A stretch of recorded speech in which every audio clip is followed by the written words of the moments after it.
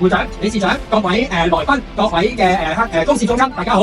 咁啊，好高興啦，今日咧能夠代表青委啊喺度講幾句説話。咁啊，大家睇到啦，15五規劃嘅成功即係建議，咁咧亦都見到啦，就係話對香港嘅政策不斷將會咧出台。咁啊，預計青年咧嘅發展向上流，亦都會咧不斷地好。咁啊，未來啦就係12月7號，就係咧我哋香港最重要嘅大日子，就係立法會選舉。大家可以見到呢排啦，亦都有一啲垃圾不良嘅人不斷地咧希望去破壞選舉。咁我喺度希望作出呼籲，我哋希望大家12月7號全家族動員一齊出嚟去投票。我哋要用選票向一啲咧垃圾不良嘅人去説不。咁同埋啦，今年咧直選選委界、功能界別區區有競爭，非常激烈。咁希望大家多多支持。咁啊，我哋去12月7號一齊出嚟投票。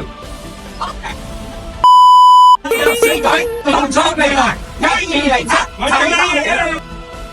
投入選舉共創未來，1207大投票，